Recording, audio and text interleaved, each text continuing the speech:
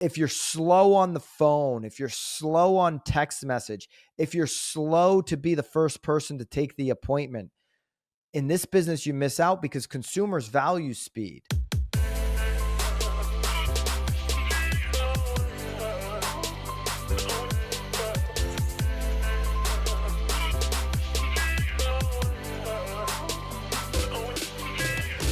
This is Byron, Lazine, and Nicole White, and you are tuned into episode 361 of The Real Word. Word is up. All right, crazy last week. Stock boys in the market, sad. As of recording on this, they're happy. Markets are going back up. A lot of uncertainty in the markets. But in our world, the real estate industry, there's a lot going on too. I'll just rattle off a couple things we may talk about. Move and CoStar, their lawsuit is dismissed. I may get to some of the commentary around that, Nicole. Mm-hmm. You had some, with all that stock craziness that we were talking about, you had Opendoor drop under $1. I mean, that's just. Did you scoop up any the last couple days? Opendoor? No, I wouldn't buy Opendoor if it was 1 penny. I wouldn't buy Opendoor. Okay. By the way, Zillow will buy them probably for pennies on the dollar. They're selling. They're done. All those comments I used to get in 2021 on YouTube that Opendoor is a market maker. What are they making right now? Okay, their stock is plummeting. They're a penny stock. We've got a bright MLS report. We will definitely get into this on office exclusives. Some of the bright MLS has the option for office exclusives built into the MLS, maybe a model for the future for other MLSs, and some of the data might surprise you. So we're going to talk about that. We also have this NAR generational buyer and seller trends. Looking for listings in the spring, you want to hear this. So we're going to talk about that. But let's start with this Grant Cardone headline that's flying around. Okay, Grant Cardone says that he would rather pay $2,400 in rent versus $2,400 in mortgage. Now, I don't know a lot of buyers that have that apple to apple comparison. Hey, I can live in the same exact thing, $2,400 in rent. Well, that's just it. Where the hell are you getting a $2,400 rent? Right. I mean, $2,400 rents exist. That's certainly fine. Now that you're thinking Northeast prices, but there's $2,400. You can go to Austin, Texas, get something beautiful for $1,500. I mean, so there's rents that are, but when you're you're not going to get, $1,500 versus $1,500 mortgage in Austin. Okay, so the apple to apple comparison is like, it's just a little odd, right? If you want what you can have with home ownership versus rent, that's where the discussion comes in. But let's hear from what Grant Cardone is saying, and then we'll react to it. I'd rather pay $2,400 in rent than $2,400 in mortgage, because I can get out of that rent every 10 months. That mortgage is 30 years, and I don't think it's throwing money away to rent. If you live in your home and you pay the expenses of the home, that is not an investment. That is an expense by definition. And by the way, your home should not even go on your net worth statement. All right, Nicole, what do you think? Would you rather do what Grant says, rent, or? No, I wouldn't. I mean, I guess my concern would be like, I love the fact, that cool, you get to swap out every 10 months, but what if rents increase, or like, I mean, he must just be like a single dude, like looking for himself, right? Like, is that what we're comparing it to? Like, he's like leaving the basement and like bouncing around every 10 months? Here's what I'd say, and it just goes back to asking, if you're talking to a buyer who's considering renting or buying, I'd ask the simple question. We had this question with an agent over the weekend, like, what's going to happen with home prices? Because in this buyer's, words, the stock market was collapsing, which it wasn't doing anything close to a collapse. But the question buyers have is like, should I wait for home prices to crash? It's like, well, you've really only seen home prices truly crash one time ever, and that was during a mortgage crisis. We're not in a mortgage crisis. So the question for a buyer is more, how long are you going to be in the house? How long are you going to be in the area? If you're, going to be, Grant Cardone's talking about, hey, in 12 months, I can bail on this lease. I can get out of it. I can't get out of a mortgage, for 30 years. Well, yeah, if you're going to be staying somewhere for 12 months, you should be renting. Okay. The average homeowner, 10 years, 11.8 years, according to Redfin. If you're going to be doing what most people do, staying in for a long period of time, 10 years, you have a substantial amount of appreciation. The last 4 decades, home prices have gone up 40+%, except for the 90s, they went up over 30%. That includes the 2000s with the great financial crisis. They went up over 85%, then lost 40%, ended the decade up 40%. Every decade you gain considerable appreciation. So if you're going to stay in your house for 10 years, 7 to 12 years, you're going to gain considerable appreciation. You're also going to be paying down a fixed mortgage versus just putting your money into a landlord's mortgage. So now you have those considerations if you're staying there for the future. If you're buying on a 12-month, 24-month, you need to get out in 36 months. I think renting, especially right now with the affordability difference between a rent and a home purchase, great option. So it's really about digging into what that person's needs are. Not everybody is doing Grant Cardone style of investing. Not everybody even wants to be an investor. I think that's why there's so much fear when the stock market has 2 days of going down after being up 135% over the last 5 years. It goes down 10%. People think the sky is falling. Well, I mean, that's media though too. That's media, and then Media's people good at buy that. into it. Yeah. And because that's a more palatable investment, I think, for a lot of people. I'm not saying more people shouldn't be investing in real estate. Grant Cardone is really pushing the investment of real estate, which if you're going to go into one of these big syndicated, funds and like what Grant pushes, I think you can get better returns in the stock market personally. You're not going to get the depreciation. If you're going to invest in real estate locally, well, there's going to be work required to that investment. Now he said something there at the end of that clip where your primary residence shouldn't even be on your net worth statement. GPT says it should be, with the caveat of, taking market value, reducing the liability, and all of that. I don't really, I see, I'll give Grant this. I see what he's saying there. Like if you have a mortgage on your primary residence, I don't really like factoring in theoretical equity into your net worth statement. I understand what he's saying there. If you have a paid off house, to me, that would be an asset that should be on your net worth statement. Or maybe I guess a considerable pay down.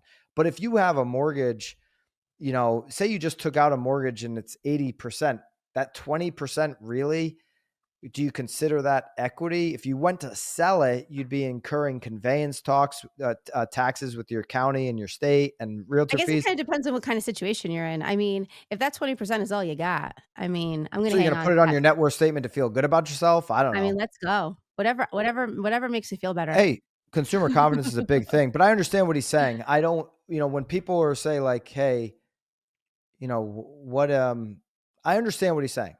Like what assets do you have? What investments have you made? And the first thing they bring up is their primary house. Well, if the primary house is paid off, that's a real asset. If it's not, I see what he's saying there is I guess what I'm saying, but what does it really matter? If somebody's going to stay in their house 10, 20, 30 years, they're going to be paying down that liability and end up with that asset that is, something that they can include in their net worth statement at that time. But so I see where he's going with that. I think it's the way he says some of these things that gets people fired up that have really. Well, I mean, you could tell that obviously it was highly edited video. I'm sure there was lots of salad talk in between. Hey guys, thanks so much for checking out this week's pod. I'm going to get you right back in a second. If you want to join us in the fastest growing real estate community, one that delivers you content every single week to use in your database, has your back and makes this business fun, join us inside of School. It's BAMX, school.com/BAMX. BAMX, the fastest growing community in real estate on the best platform for training and community. No Facebook spam. Go to school.com/BAMX. I'll drop a link down below. Enjoy the rest of the pod. Yeah, a lot of conversation about, he likes to bring up the 401k. I think you were before the show, you were listening to a clip about the 401k. I was, yeah. People think that is, free of tax. You're going to have taxes in the end. You don't have it while you're building it up. And he's like, who wants to wait till they're 63 or whatever? I mean, that's always his argument when it comes to that. Well, he's saying in 13 years, taxes will inevitably go up. So you're going to be pissed at 63 that you didn't pull it out at 50 because the taxes are higher. Yeah, but you're going to pay the penalty when you pull it out early. So anyways, listen, I think, if you're going to stay in the area for a long time, it's always a great option to buy and own that. You can do what you want. You have that utility, you're paying down. A 30-year fixed mortgage is like one of the most rare ways to borrow money in the world. And we still have it for maybe another hour or two. Nicole here today is recording sub 7%. And now with the 10-year going up the last 24 hours, all the little stock traders are happy, but the 30-year fix is going back up a little bit.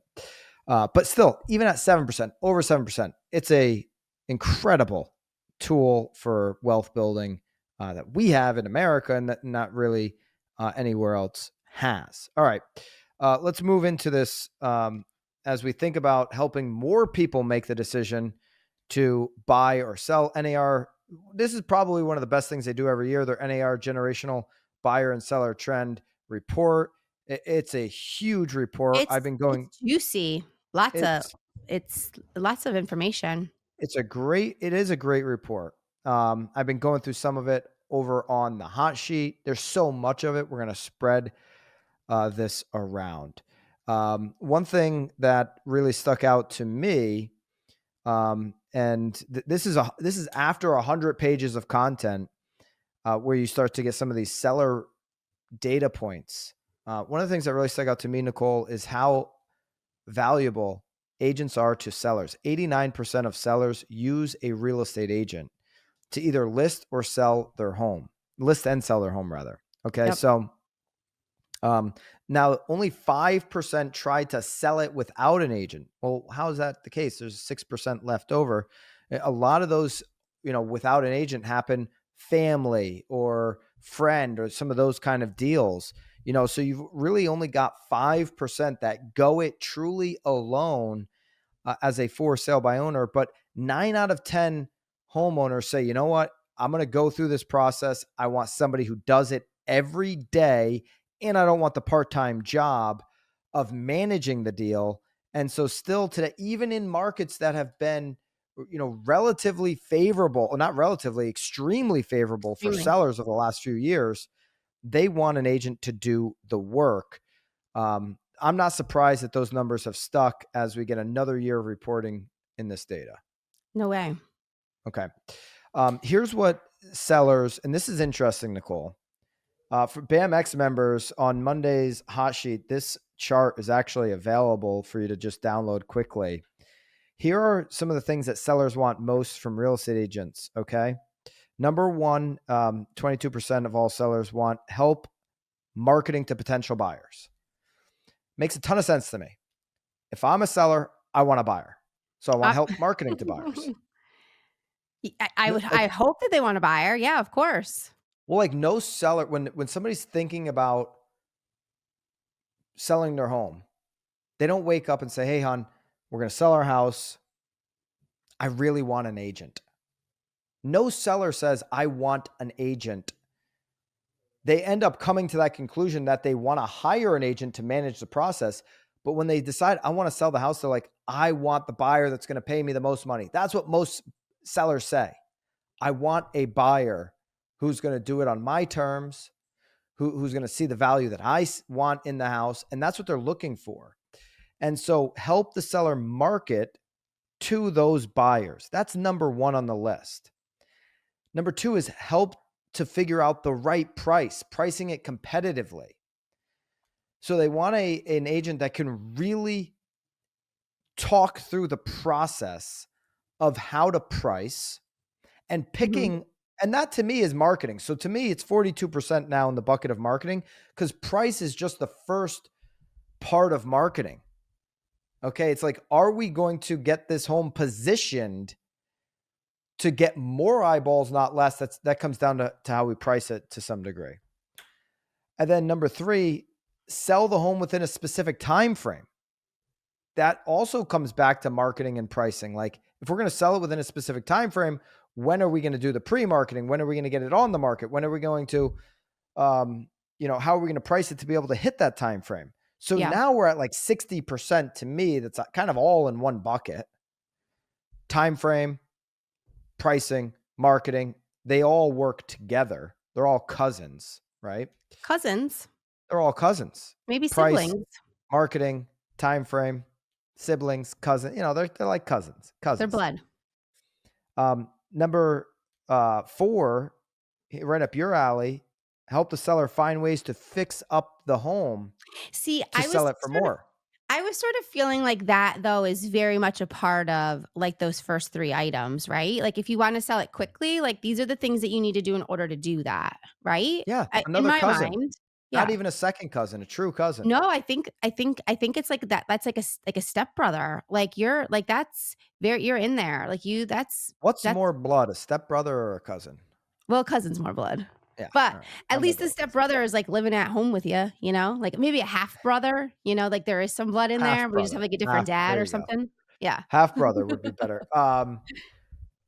Now number 5, help find a buyer. So number 1 was marketing to more potential buyers. Number 5 is help find a buyer. I mean, this is everything in the top 5 is about ways to increase value, to get it sold quicker in the process, to find buyers.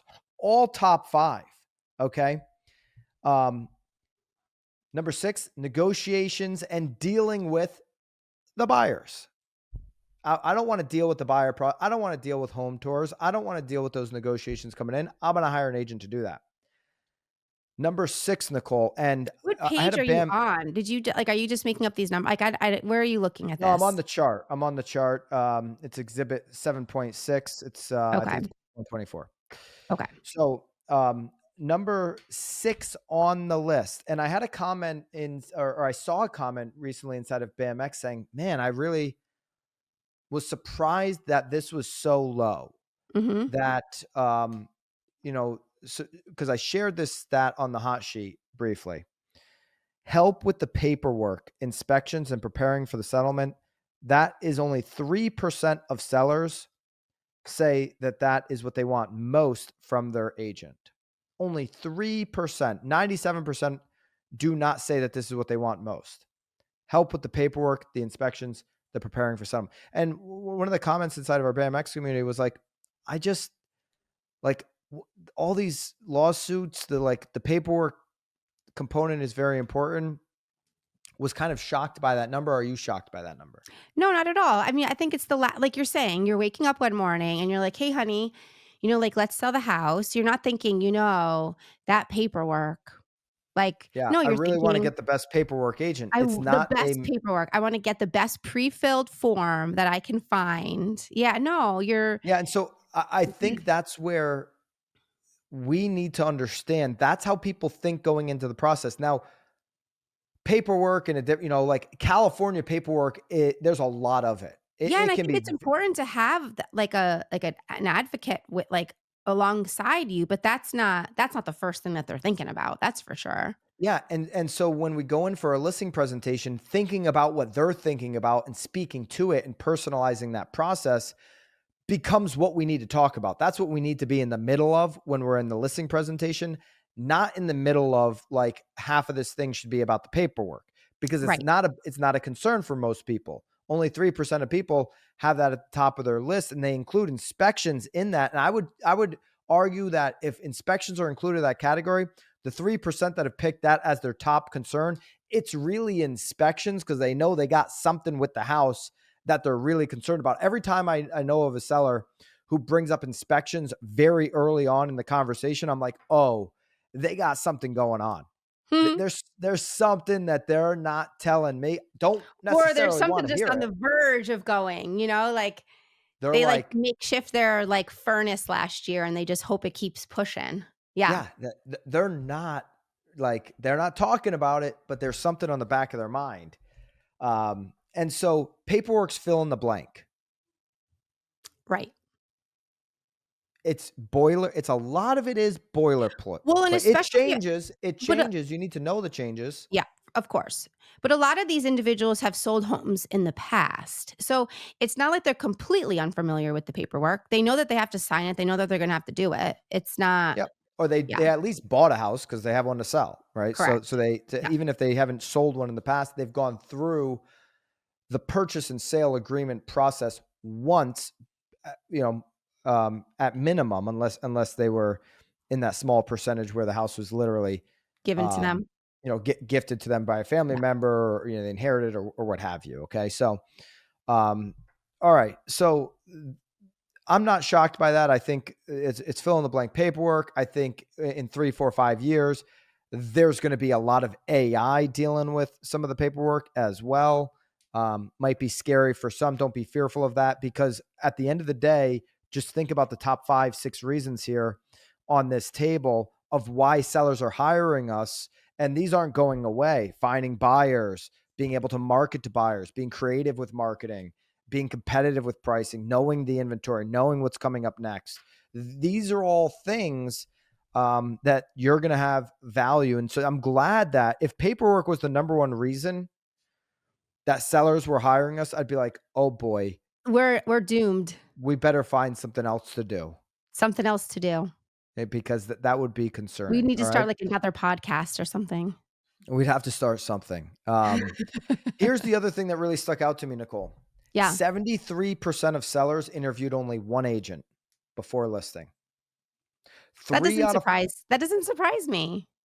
I mean, That surprises you? no, it's not surprising. It is concerning though. Yeah. But we I don't can't know, but I change mean, it. but if you look below here, they're also saying that people are using reputation, right? Or like someone that they've used in the past. Yeah, they're So, doing online homework or they just a like they strong really referral. trusted their agent prior and know that they trust them the most. Because again, number 2, agent is honest and trustworthy. Um, I Yeah, think that, only 1 out of 3 sellers actually use the agent they worked with before. So 2 out of 3 don't work with the agent they worked with before. Now 38% were referred by a friend, a relative, a neighbor. So strong referral.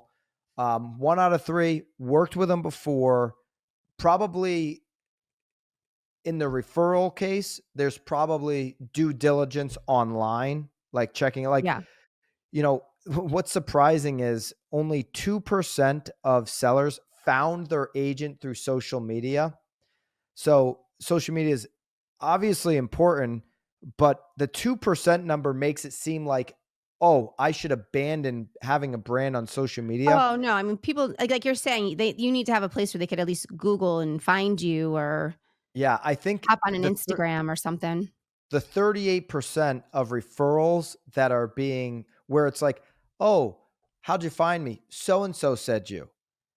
That's the top of the funnel. Well, everything else that happened after so and so referred you is looking at IG, looking at Right. Facebook, checking out any YouTube videos, looking at the Google reviews, looking at Zillow, looking at all of these different things online, some or all.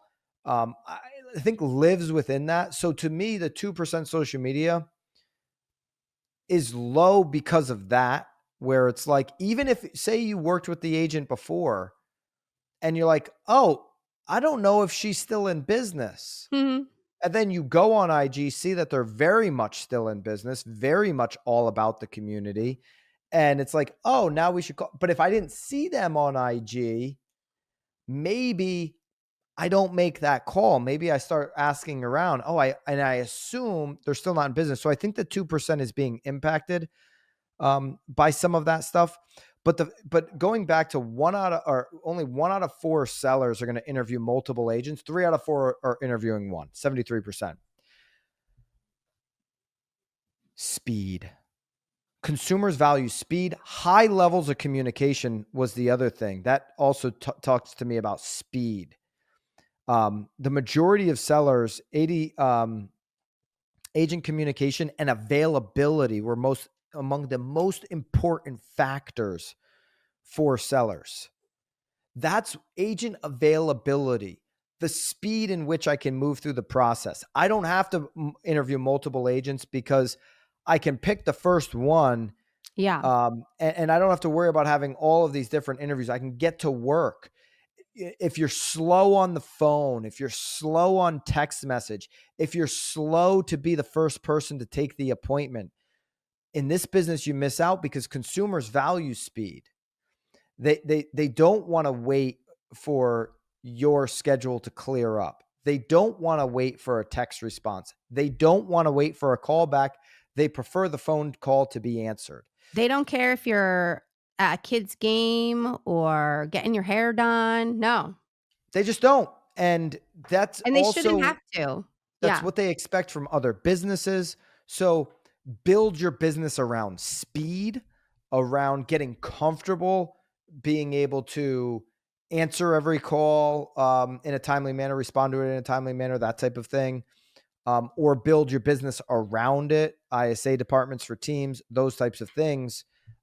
Because this speed, I haven't seen this go away.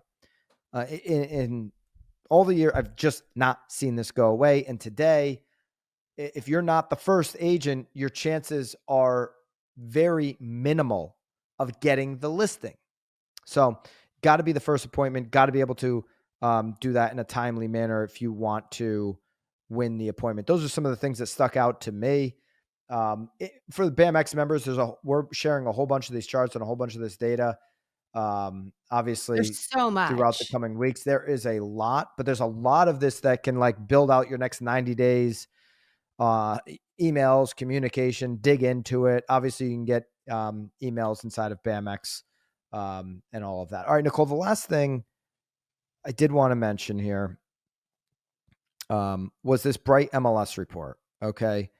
On office exclusives. Office exclusives has obviously been huge point of conversation leading up to the CCP decision. CCP essentially dead. NAR won't say that, but that's what the decision that they made has basically come to be. It's the death of the CCP. Our friend Rob Hahn, the notorious ROB, says it's resting. It's like in a coma. I don't think anything's going to change. I think this coma is going to persist. But Bright MLS has the ability to do this inside the MLS, this office exclusive. They have it built out. More MLSs probably will do something like this. Bright MLS is a leader. In this report, they say as real estate professionals seek out ways to respond to the changing market, the use of office exclusives as a marketing strategy may be on the rise.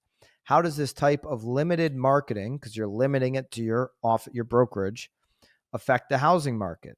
So Bright Research analyzed 6 months of data on more than 100,000 home sales inside of the Bright MLS service area. So this is a lot of data. This, when you sometimes get these like political surveys, they're like, oh, we surveyed 1,000 people. Yeah.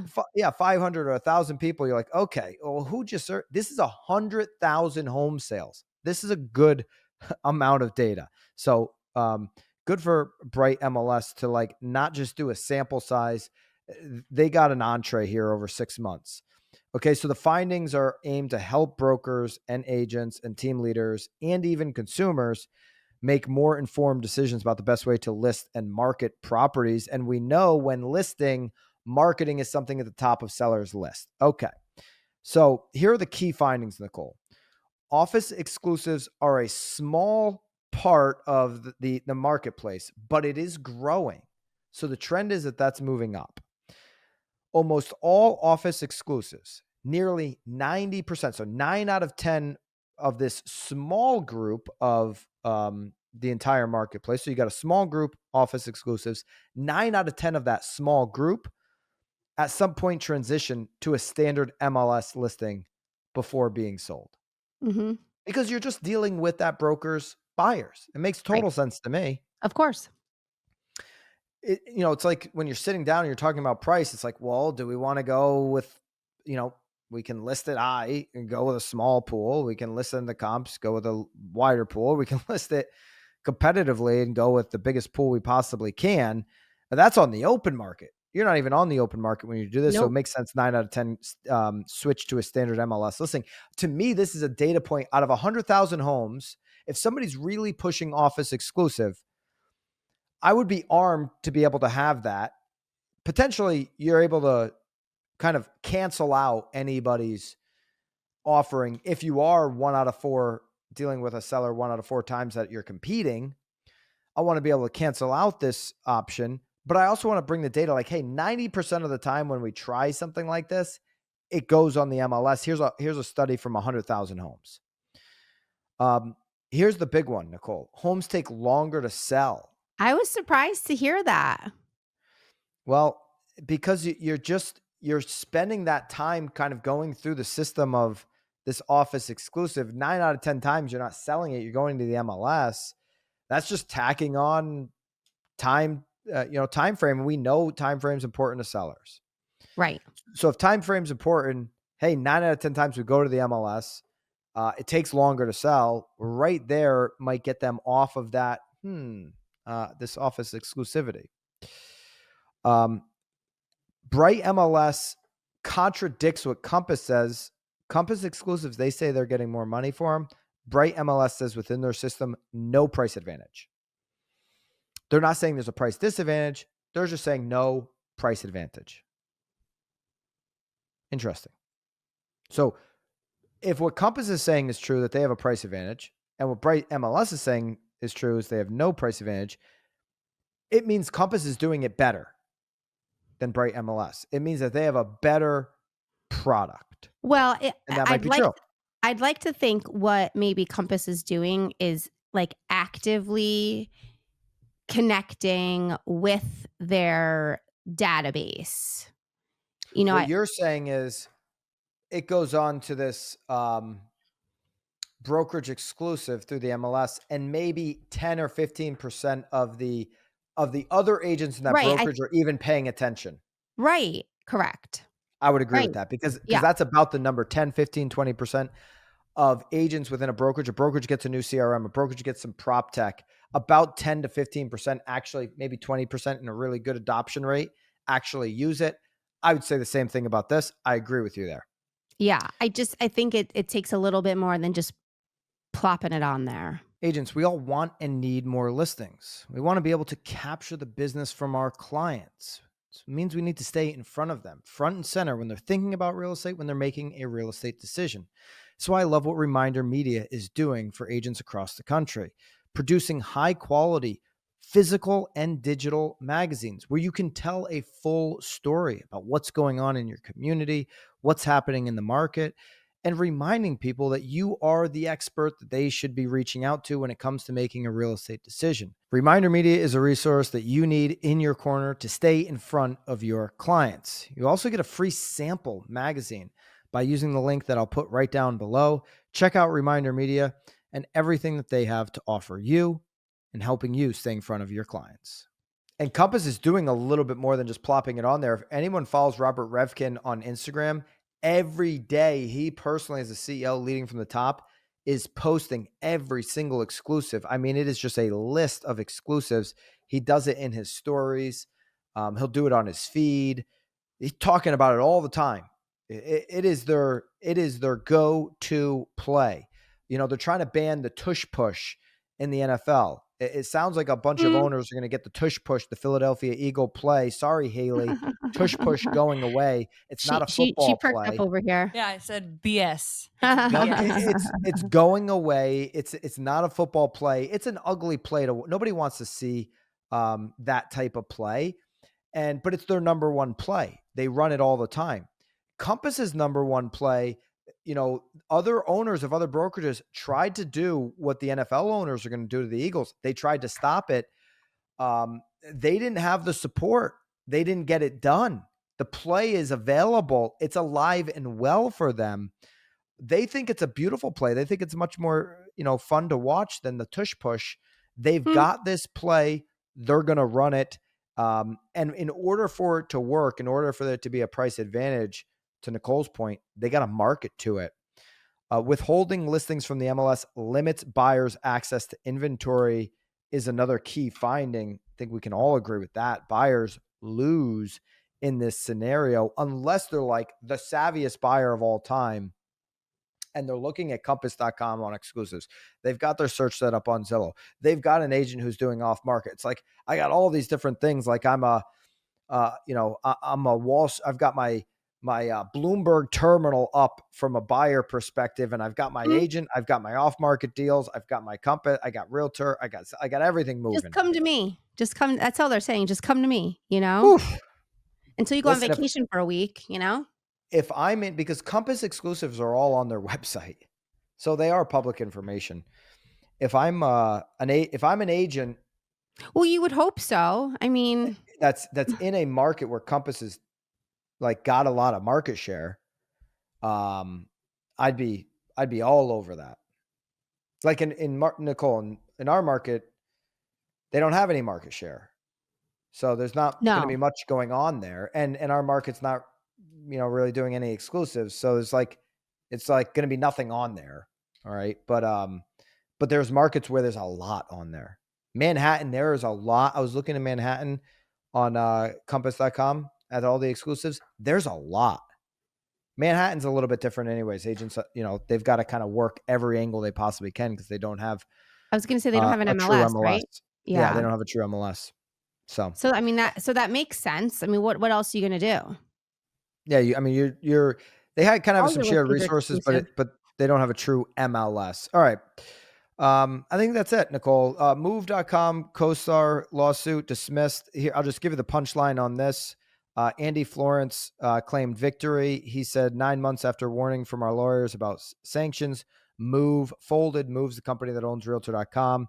We did not settle. We did not pay a dime. Move simply capitulated. So he did a Gronk spike in the end zone for another football reference, if you will. You're good at these now.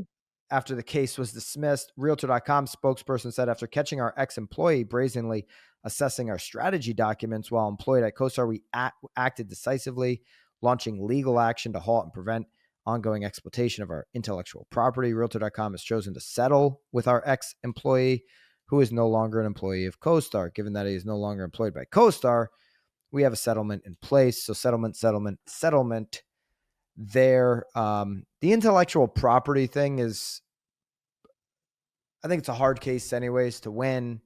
I think China just made it legal. Not that it wasn't before, but made it legal to steal IP from in the tariff trade war. I saw that headline. I was like, I thought that was already like a thing they do. They just made it like more of a thing to do. Steal IP. Yes. They've never gotten in trouble for it. So what the heck? All right. There you go. There's your real word. That's about as real as it can get today. I feel like you need some water though. You've been talking a lot this morning. I have a full glass, Nicole. Good. Cause you made us a little late after your hot sheet too. Things are really happening over there too, huh? Big day on the hot sheet. A lot of stuff going on. A lot of people living in fear with everything that's going on. Yeah, I feel like everybody these days is living in fear one way or another. I'm not happy about the 30-year fix now. I was loving the ride down, but can't have it both. Can't have your stocks never, ever having a cool off period and, really low 30-year fix unless we're going to print a whole bunch of money. And we know what happens then. We go into inflation. So there's got to be a little bit of give and take here. You can check out the hot sheet for more of those conversations. I do that every Monday through Thursday, Nicole. I hear. All right. Keep it real, guys. There's your real word for this week. No real word next week. All right. So that's right. Yes. Well, I'm definitely not doing it on my own. So there will be no real word. I'll be away. So enjoy. Well worth it.